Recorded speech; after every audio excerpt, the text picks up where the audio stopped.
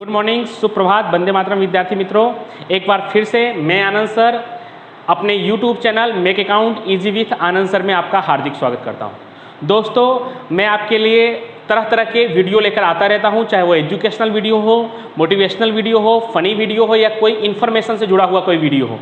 और ऐसे ही वीडियो प्राप्त करने के लिए मेरे YouTube channel make account easy with Anand sir, जो आपके स्क्रीन पर दिखाई दे रहा है, make account easy with Anand sir को सब्सक्राइब करें, बेल आइकन को भी दबाएं, जिससे आपको हर एक वीडियो की नोटिफिकेशन मिलते रहे। और मेरे वीडियो को हो सके तो लाइक और शेयर करना न भूलें। और आपके सपोर्ट, जो आप लाइक और शेयर करते हैं, उस सपोर्ट के लिए थैंक यू सो मच। दोस्तों, आज जो मैं वीडियो लेकर आया हूँ, ये 3 स्टोरी के साथ आपके सामने प्रस्तुत हो रहा हूँ। ये तीनों के तीनों मोटिवेशनल स्टोरी, मुझे विश्वास है कि आप अगर अपने जीवन में इसका अमल लाएंगे तो आपके लिए ये बहुत ही लाभदायक और फायदा कारक होगा। और ये स्टोरी है वो किस चीज़ से जुड़ा हुआ है, सबसे पहले मैं आपको ये बता दूँ। आपके जीवन का वैल्यू ऑफ योर लाइफ, आपके जीवन का क्या मूल्य है या आपका क्या मूल्य है, अगर ये जानना है तो इस स्टोरी को लास्ट तक सुनिए, तो आपको मालूम पड़ेगा कि आपके जीवन की क्या वैल्यू है। दूसरा, गरीब हम नहीं हमारी सोच है, गरीब हम नहीं हमारी सोच है, ये मैं दूसरे स्टोरी के माध्यम से आपको बताना चाहूँगा। और तीसरा, आपका व्यवहार, जिससे आप सामने वाले के व्यवहार को परिवर्तन कर सकते हैं। अगर आपका सामने वाले का व्यवहार आपको अच्छा नहीं लगता तो आप अपने व्यवहार में बदलाव लाइए। मुझे विश्वास है कि आप अपने व्यवहार में बदलाव लाएंगे तो सामने वाले का व्यवहार अपने आप बदल जाएगा। और इसको भी मैं स्टोरी के माध्यम से आपको जरूर समझाऊंगा। तो इन तीनों स्टोरी को और इसके जैसे और भी स्टोरी पाने के लिए चैनल को सब्सक्राइब करना ना भूलें और वीडियो को लाइक करें और शेयर करें। और अच्छी तरह से समझने के लिए इस स्टोरी को, मोटिवेशनल स्टोरी को लास्ट तक सुनें। और अगली वीडियो में मैं आपके लिए और क्या लाने वाला हूँ, ये भी मैं आपको वीडियो के अंत में ज़रूर बताऊँगा। और स्टोरी से हमें क्या सीख मिलती है, ये भी मैं लास्ट में बताऊँगा। तो आपसे रिक्वेस्ट है कि वीडियो को लास्ट तक जरूर देखें। तो सबसे पहले मैं स्टोरी शुरू करना चाहूँगा अपने लाइफ से जुड़ा हुआ, कि हमारे लाइफ का, हमारे जीवन का हमारे लिए क्या मूल्य है, हमारा क्या मूल्य है। तो एक बार आपकी तरह ही एक लड़का अपने पिताजी से पूछता है, पिताजी मेरी ज़िंदगी की क्या वैल्यू है, या मेरी क्या वैल्यू है, मेरा क्या मूल्य है। तो उसके पिताजी ये प्रश्न सुनते हैं और बोलते हैं कि बेटा, इसके लिए मैं तुम्हें एक उपाय, एक माध्यम से मैं तुम्हारे ज़िंदगी का क्या वैल्यू है वो समझाना चाहता हूँ। और ऐसा बोलकर एक पत्थर, एक चमकीला पत्थर उसके हाथ में रख देते हैं और बोलते हैं, बेटा इसे लेकर आज तू बाजार जाना और पत्थर को प्रेजेंट करना, नहीं रखना सबके सामने। और जब कोई तुझे इसे आकर इसकी कीमत पूछे तब तू उसे कुछ मत बोलना, सिर्फ इशारे में अपनी 2 उंगली ऊपर खड़े करना। उन्होंने क्या कहा कि मैं ये चमकीला पत्थर तुझे दिया हूँ, तो इस पत्थर को लेकर बाजार जाना और बाजार में इस पत्थर को सबके सामने रखना, यानी ऐसा रखना कि सबको दिखाई दे। और जब कोई इसे देखकर आकर्षित होकर तेरी तरफ आए और इस पत्थर का मूल्य पूछे तो तू उसे कुछ बोलना नहीं है, तुझे सिर्फ 2 उंगली दिखाना है। फिर वो बच्चा बोलता है, ठीक है, जब इसी से अगर मेरी लाइफ की वैल्यू मुझे पता चलेगी तो मैं ऐसा करूँगा। और वो चमकीला पत्थर लेकर वो बाजार जाता है और अपने पिताजी के कहे अनुसार उस पत्थर को सबके सामने रख देता है, यानी सबको दिखाई दे इस हिसाब से रख देता है, प्रेजेंट करता है। सब लोग आते हैं, कुछ लोग पत्थर को देखते हैं, कुछ ध्यान से देखते हैं, कुछ बिना देखे चले जाते हैं। एक बूढ़ी औरत आती है, उसको पत्थर बहुत अच्छा लगता है, तो उसे वो हाथ में उठाकर देखती है, तो वो उसके मन को बहुत आकर्षित करता है। फिर वो लड़के से पूछती है कि बेटा इसकी क्या वैल्यू है। तो लड़का, जैसा उसके पिताजी ने कहा था वैसा वो कुछ बोलता नहीं है, बस अपने 2 उंगली ऐसे इशारा करता है, ऐसे करता है। तो उस लड़की, वो औरत, बूढ़ी औरत सामने से बोलती है, क्या कहा, 2000 रुपये, ठीक है ये लो 2000 रुपये और तुम मुझे ये पत्थर दे दो। वो उसे 2000 रुपये दे देती है और वो पत्थर लेकर चली जाती है। वो लड़का 2000 रुपये लेकर घर पर आता है और अपने पिताजी को बताता है कि पिताजी, उसने उस 2000 में उस पत्थर को खरीद लिया है और मैंने आपके बताए हुए ही तरीके से मैंने उसे कुछ नहीं कहा, तो मैं अभी कुछ समझा नहीं कि आप क्या कहना चाहते हैं। पिताजी ने बोला कि अभी उपाय, अभी जो मेरा आइडिया है वो अभी बाकी है बेटा। उन्होंने फिर से वैसा ही सेम टू सेम एक चमकीला पत्थर उसे दिया और वो पत्थर लेकर कहा कि अब इस पत्थर को लेकर तू म्यूजियम में जा, म्यूजियम, संग्रहालय में जा, जहाँ पे अलग अलग वस्तु रखे, उस म्यूजियम में जा और वहाँ पर इस पत्थर को सबको दिखाना। और फिर से उसी तरह वहाँ भी किसी को ये पत्थर आकर्षित करेगा और कोई उससे तुझे उसकी प्राइस पूछे तुझसे, तो तू फिर से कुछ बोलना मत और ऐसे 2 उंगलियों का इशारा करना। वो लेकर उसे म्यूजियम जाता है। म्यूजियम में भी बहुत सारे लोग देखते हैं, कुछ लोगों को आकर्षित करता है, कुछ लोग बिना देखे चले जाते हैं। फिर एक व्यक्ति काउंटर पे ही बैठा होता है म्यूजियम में, उसको वो पत्थर बहुत आकर्षित करता है, वो पत्थर को अपने हाथ में लेता है और पूछता है कि इसकी प्राइस क्या है।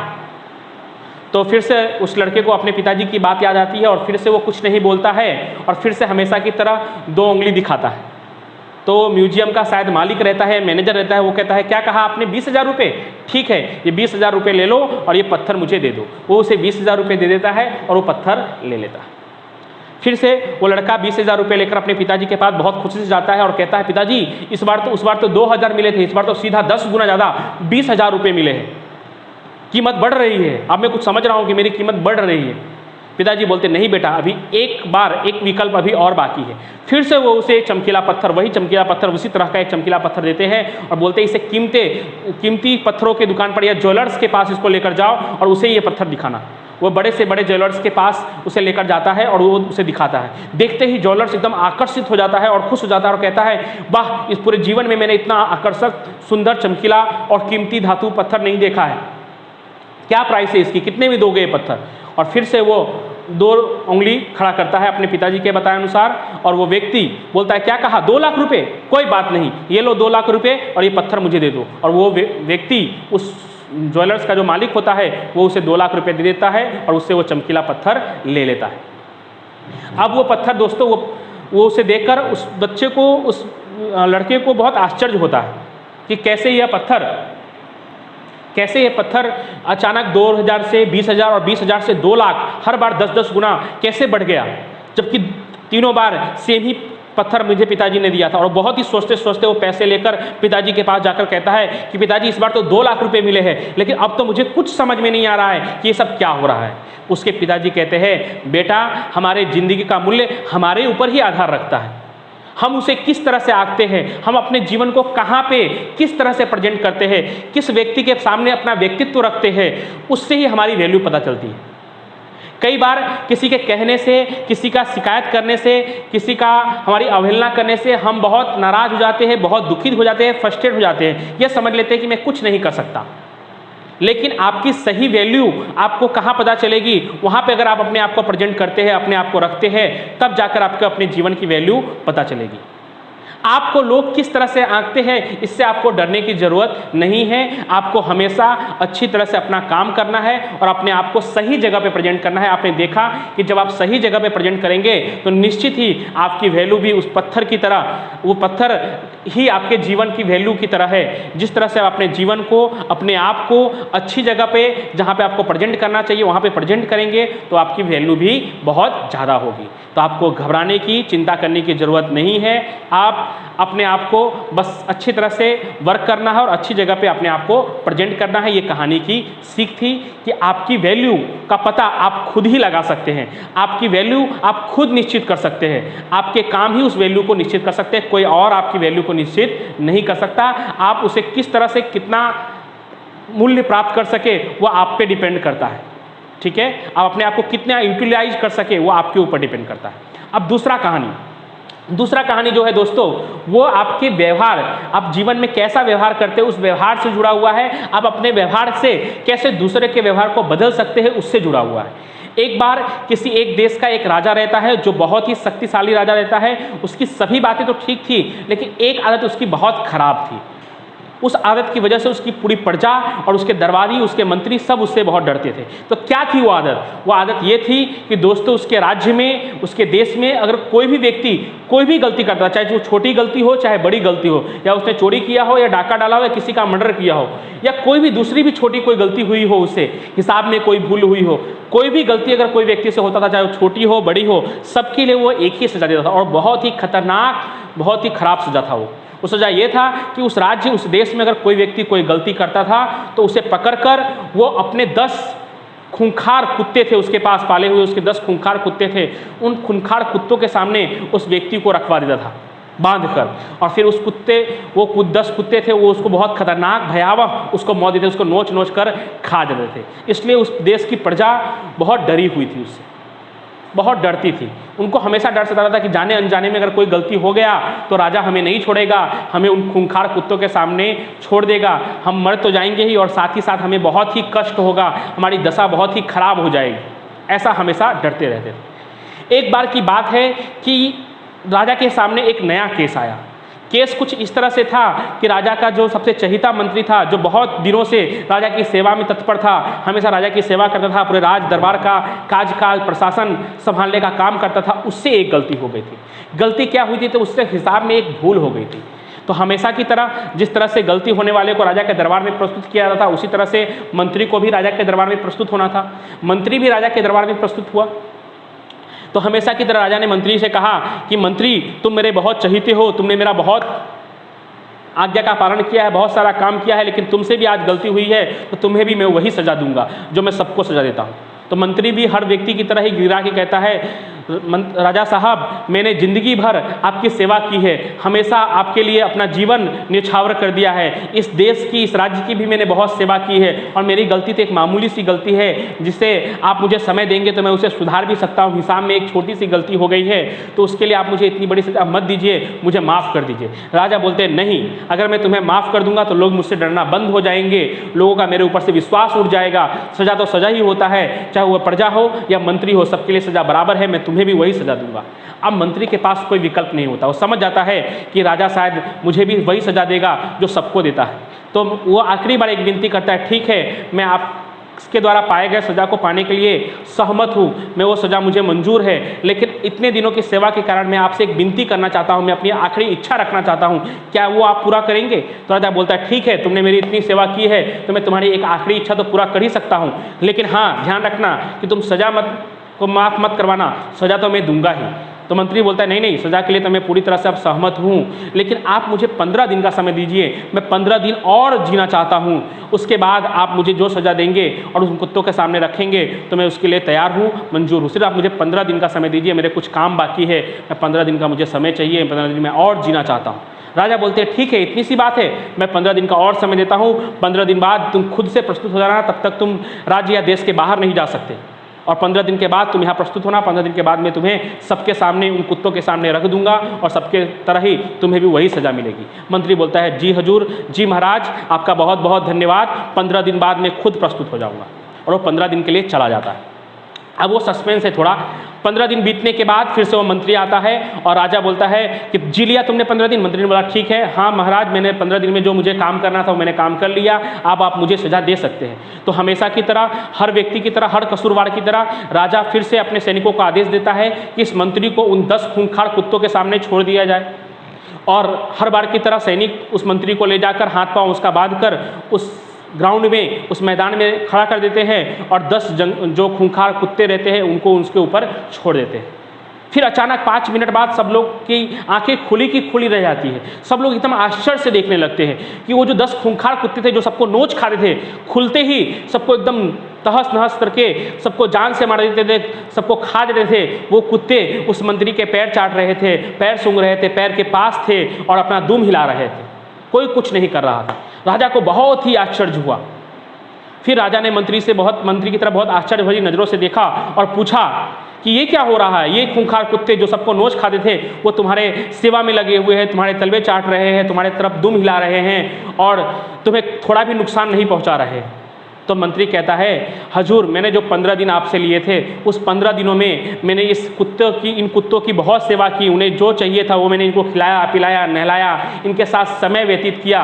तो आज ये कुत्ते मेरे प्रति बहुत वफादार हो गए हैं और ये मुझे नुकसान पहुंचाना नहीं चाहते। फिर एकाएक राजा को झटका लगा, ठेस पहुंचा और उसे एहसास हुआ कि ये कुत्ते को सिर्फ इसने 15 दिन सेवा की तो इसका कितना वफादार हो गया, और जो इतने खूंखार कुत्ते थे वो भी इसके सेवा में लग गए और उसका नुकसान नहीं पहुँचा रहे। और इस मंत्री ने मेरी कितनी सेवा की है, इस देश की प्रजा तो मेरे लिए काम करती है, मेरे से डरती है, मेरा आज्ञा का पालन करती है, मेरी सेवा करती है, और जाने अनजाने में कोई उनसे भूल हो जाती है तो मैं उनके लिए इतनी बड़ी सज़ा देता हूँ।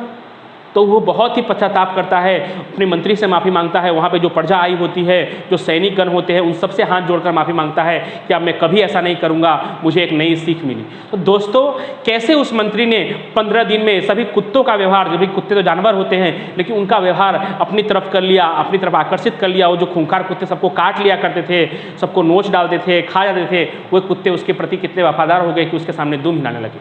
तो दोस्तों, इसी तरह से आप भी अपने व्यवहार से दूसरों का मन मोह सकते हो, दूसरों का मन जीत सकते हो और उनको अपनी तरफ आकर्षित कर सकते हो। चाहे वो आपका बोलने का व्यवहार हुआ, ऐसा नहीं कि व्यवहार का मतलब कि आप उनकी कुछ मदद ही हर बार करो या उन्हें कुछ पैसे दो। आप अपने बोली से, अपने व्यवहार से, उनके आज्ञा का पालन करके उनसे उनका मन जीत सकते हो। इसी तरह से आप घर में आपके मम्मी पापा, आपके भाई बहन के साथ भी आप बहुत ही प्यार से रहकर, उनकी सब बातों को मानकर, उनकी सब बातों को सुनकर, उनके लिए कुछ अच्छा करके आप उनके नज़रों में अच्छे बन सकते हो, चहीते बन सकते हो। और उनका व्यवहार भी अगर आपकी पहले क्रोध का रहा होगा तो उसे भी आप बदल सकते हो। आप एक बार ऐसा ट्राई करके देखिए, ज़रूर बदलाव आएगा।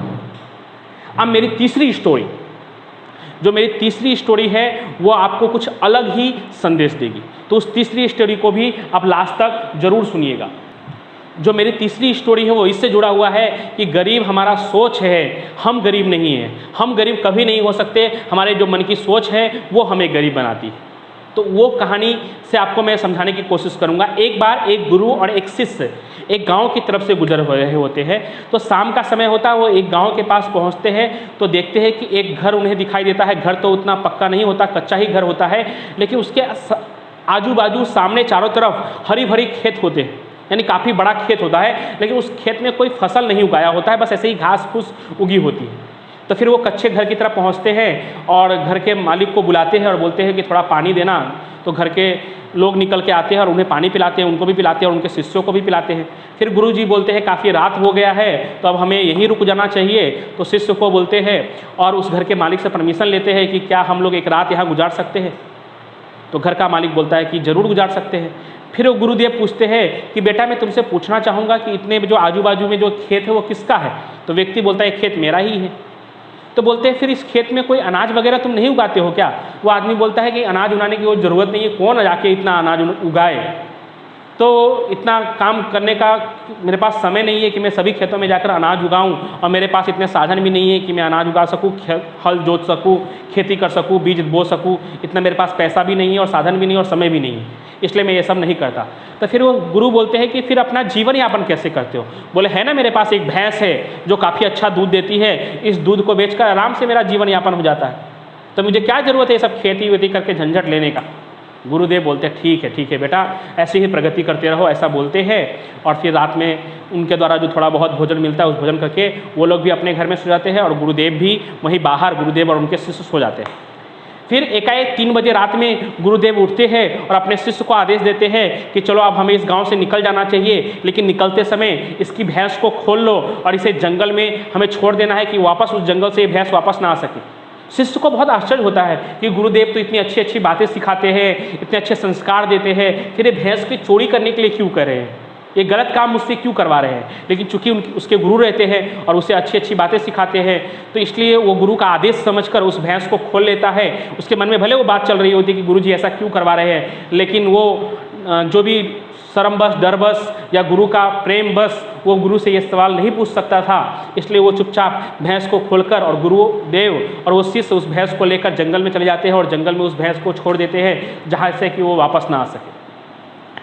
इस घटना को 10 साल बीत जाते हैं और 10 साल में जो शिष्य रहता है वो भी अच्छा पढ़कर वो भी खुद एक गुरु बन जाता है।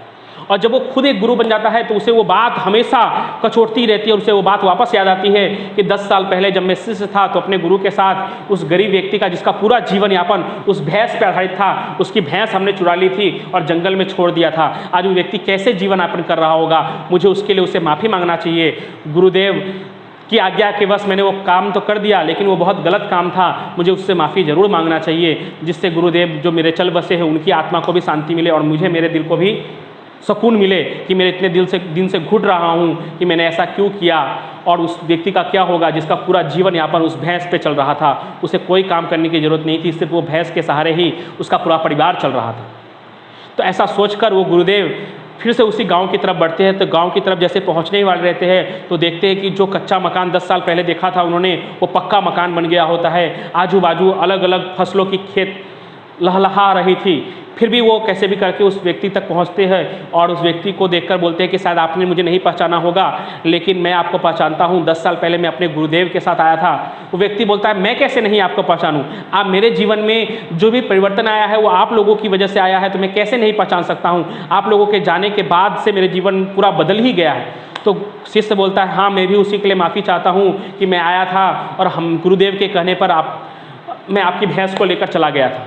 तो वो आदमी, वो किसान बोलता है, वो व्यक्ति बोलता है कि मुझे तो नहीं मालूम कि भैंस को लेकर आप चले गए, लेकिन जब मेरी भैंस, आप लोग चले गए थे और मैंने सुबह उठकर देखा तो जब मेरी भैंस गायब थी तो मैं बहुत दुखी रहा, बहुत व्यथित हो गया कि अब तो मेरा जीवन कैसे होगा, मेरा जीवन का गुजारा कैसे होगा, मैं कैसे जी पाऊंगा। एक भैंस थी जो मेरे, हम लोग के पूरे परिवार का गुजारा बसारा कर रही थी, अब हम लोग का कुछ नहीं होगा, हम लोग भूखे मर जाएंगे, बहुत अपने जीवन को कोस रहे थे, हम लोग गरीबी में कैसे जिएंगे, ऐसा सब कर रहे थे। लेकिन कुछ दिन बाद मुझे ख्याल आया, जब मेरे पास कोई रास्ता नहीं बचा तो मैंने सोचा कि चलो इतना सारा खेत पड़ा है तो कुछ खेती करना चाहिए। तो मैंने कुछ दिनों लकड़ी काटकर, जंगल से लकड़ी काटकर लकड़ी बेचने का बिजनेस किया। उससे जो मुझे पैसे मिले उससे मैंने खेती की और खेती बहुत अच्छी हुई, फसल बहुत अच्छा हुआ। उसको बेचकर मैंने और पैसे कमाए और फिर मैंने फलों का खेती करना शुरू कर दिया। फल फूल और अनाज की मैंने बहुत सारी खेती कर दी और पूरे अभी आसपास के 100 गांव तक मेरे जैसा बड़ा व्यापारी कोई नहीं है। मैंने कच्चे घर से पक्का घर बना लिया, अपने बच्चों को भी अच्छे स्कूलों में पढ़ा रहा हूँ, अच्छे एजुकेशन दे रहा हूँ, घर में भी सभी प्रकार की सुविधाएं हैं और आज मैं सब कुछ कर रहा हूँ। और ये शायद वो भैंस मुझसे चली गई इसलिए ही मैं ये सब कर पा रहा हूँ, क्योंकि तब मेरे पास कोई विकल्प नहीं था, कोई रास्ता नहीं था मेरे पास मेहनत करने के अलावा, और मैंने मेहनत किया तो आज मैं इतना सफल हो गया हूँ। तब एकाएक शिष्य के माइंड में झपकता है और उसे लगता है कि अच्छा, गुरुदेव ने इसके भले के लिए ऐसा किया था। तो दोस्तों, जब हमारे पास कोई रास्ता नहीं होता, कोई विकल्प नहीं होता तो हम हर काम करते हैं। तो उसी तरह से हमारे पास जितने साधन हैं उसका हमें महत्तम उपयोग करना चाहिए। हम कहीं ना कहीं उसका महत्तम उपयोग नहीं कर पा रहे हैं, इसलिए हमें लाभ नहीं मिल रहा। तो अकाउंट की भाषा में कहूँ तो जितने भी हमारे पास साधन है उसका हमें अधिक से अधिक उपयोग करना चाहिए, उसका हमें अधिक से अधिक लाभ लेना चाहिए और अपने पूरे मेहनत के साथ 100% के साथ काम करना चाहिए और अपने आप पे भरोसा रखना चाहिए कि हम जो भी करेंगे हम उसमें सफल होंगे, तो निश्चित हम सफल होंगे। तो इस कहानी से ये साबित होता है कि सोच जो है, हमारा सोच गरीब हो सकता है, हम गरीब नहीं हो सकते। हम अगर काम करेंगे, मेहनत करेंगे और साधनों का महत्तम उपयोग करेंगे तो हम निश्चित सफल होंगे। तो कैसा लगा मेरा ये मोटिवेशनल स्टोरी, आप कमेंट करके जरूर बताइएगा, क्योंकि आपका कमेंट, आपका लाइक मेरे लिए मोटिवेशन का काम करता है, मुझे अगली कहानी लाने के लिए, अगली मोटिवेशनल स्टोरी, फनी स्टोरी या एजुकेशनल वीडियो लाने के लिए प्रेरित करता है। तो आप लोग इस वीडियो को अच्छी तरह से सुने, उसके लिए थैंक यू सो मच। और आने वाले ऐसे ही वीडियो के लिए मेरे channel make account easy with Anand sir को सब्सक्राइब करिए। Thank you so much for your